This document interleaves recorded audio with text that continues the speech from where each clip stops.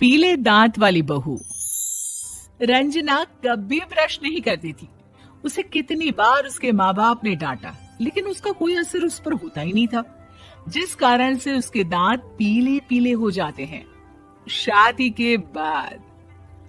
अरे बहू, वैसे तो तुझ में कोई कमी नहीं है, पर तेरे दांत इतने पीले कैसे हैं बेटा? कैसे है मतलब? कोई सर्जरी थोड़ी ना कराई है। वो तो क्या नाम, मैं ब्रश नहीं करती थी तो पीले हो गए। अब क्या करूं? आप कहें तो लाल करवा लूं या फिर काले? यार ये क्या है, क्यों माँ से लड़ रही हो? लड़ रही हूँ? अरे मैं लड़ रही हूँ या ये बोल रही है कि दांत पीले हैं, पीले। अरे तपस्या थोड़ी ना की है इन्हें पीले करने के लिए। बकायदा ब्रश नहीं किया है 20 साल तक, तब जाकर। छी, कैसी बात कर रही हो? ये उस वक्त तो पीले नहीं थे जब हम लोग तुम्हें देखने आए थे। अरे तब साफ करवा लिया होगा डेंटिस्ट के पास जाकर। अब देखो कैसे पीले पीले लग रहे हैं। रंजना सास की तरफ गुस्से से देखती है। फिर शुरू हो गई पीले पीले पीले। अरे पीले तो तब भी थे जब मेरे हाथ का रसगुल्ला उड़ा उड़ा कर खा रही थी और बोल रही थी, लड़की नहीं गुणों का खजाना दे रहे भाई साहब आप। खैर, अब वो लोग करते भी तो क्या करते, पीले दांत वाली बहू पल्ले पड़ी थी तो झेलना तो था ही। एक दिन कीर्तन में रंजना गाना गा रही थी। अरे कमला बहन, माँ का द्वार है, यहाँ तो सब शुद्ध होकर आते हैं, फिर अपनी बहू को ब्रश भी नहीं करवाती तुम। दूर से पीले पीले दांत भक्ति में बाधा उत्पन्न कर रहे हैं। अरे कोई 2 साल की बच्ची थोड़ी ना लेकर आई हूँ मैं बहू बनाकर। अच्छी खासी लड़की है, अरे कैसे करवाऊं ब्रश? ये तो उसे खुद करना चाहिए ना। अब माँ बाप तो इसके जैसे तैसे निपटा दिए, ये नहीं सोचा कि सास कैसे संभालेगी। सास बहू को लेकर घर आ जाती है, लेकिन सोच लेती है कि अब इसे लेकर कहीं नहीं जाएगी। अगले रोज बहू कहती है, अरे क्या हो गया, मंदिर नहीं जाना क्या? कीर्तन का वक्त हो रहा है। मेरी मधुर वाणी से कान्हा जी जागते हैं और सोते हैं। आप तो जानती है ना उनकी भक्ति में कितना मन लगता है मेरा। वो क्या है ना, तबीयत ठीक नहीं लग रही है मेरी, आराम करूंगी मैं। तबीयत ठीक नहीं लग रही?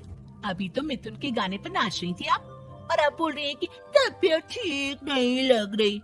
अरे भक्ति में मन लगा लो सासू माँ, ऊपर जाना है, क्या मुंह दिखाओगी आप? हाँ, सास को बहू की बात पर गुस्सा आ जाता है।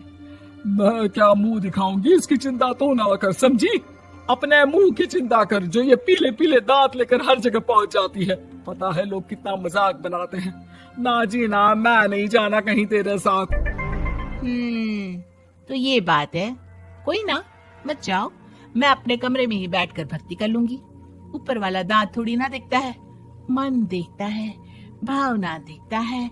और अरे बस बस, तू सब कुछ दिखा, बस ये सफेद चमकदार दांत ना दिखाना किसी को, है? जा यहाँ से। बहू को सास की बात का कोई फर्क नहीं पड़ता, वो तो जैसी थी वैसी ही रह जाती है।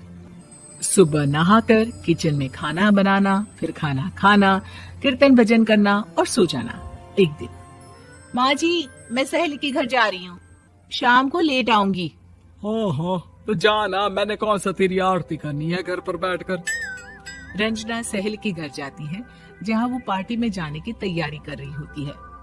अरे शिखा, कहाँ जाने की तैयारी कर रही है? मैं गलत वक्त पर आ गई क्या? अरे नहीं यार, उल्टा सही वक्त पर आ गया। मैंने ये साड़ी और ज्वेलरी निकाली है यार, शाम को इनके ऑफिस की एक पार्टी में जाना है। बताना कैसा लग रहा है ये सब? नहीं यार, इस ड्रेस के साथ तो वो वाली ज्वेलरी अच्छी लगेगी। हाँ हाँ सही बोल रही है, मैंने ध्यान ही नहीं दिया। वैसे तो हमेशा से मस्त फैशन सेंस रखती है। तो बड़ा जाती होगी ना पति के साथ पार्टी में। रंजना कुछ नहीं बोलती, बस सोचती है कि यार काश ये बात सही हो जाती, पर मैं क्यों नहीं जाती पार्टी में?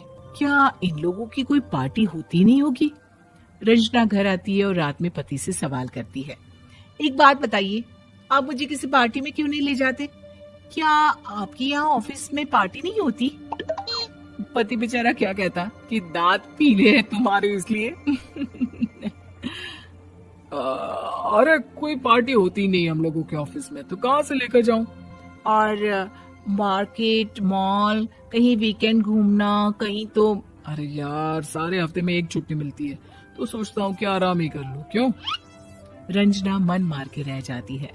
पहले कभी सास के साथ मंदिर जाया करती थी, लेकिन वो भी सास ने ले जाना बंद कर दिया।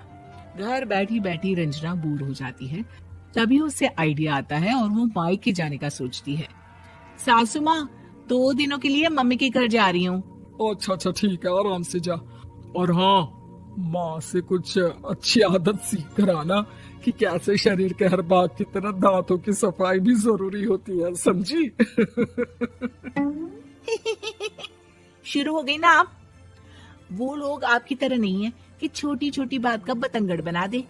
उन लोगों के लिए मैं मायने रखती हूँ, ना कि मेरे पीले पीले दांत।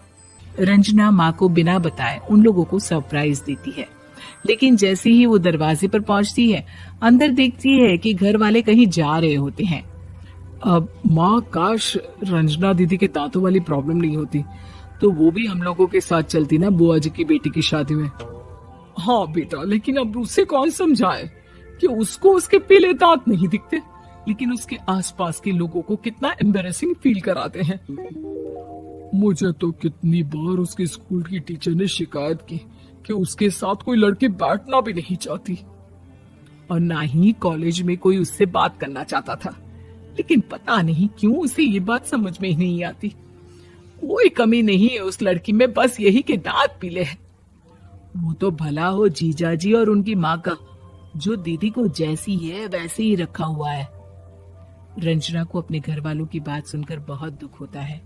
वो सोचती है कि वो क्या करे, लेकिन फिर वो सीधा डेंटिस्ट के पास जाती है, अपने दांत चमकाती है और कसम खाती है कि वो रोज ब्रश करेगी। अरे क्या हो गया? तुम तो 2 दिनों के लिए गई थी ना? पर कोई ना, अच्छा है, चलो आ गई तो। रंजना सास के सामने आकर खड़ी हो जाती है और पूरी स्माइल करती है, उसके चमकदार दांतों को दिखाती हुई। चले मंदिर।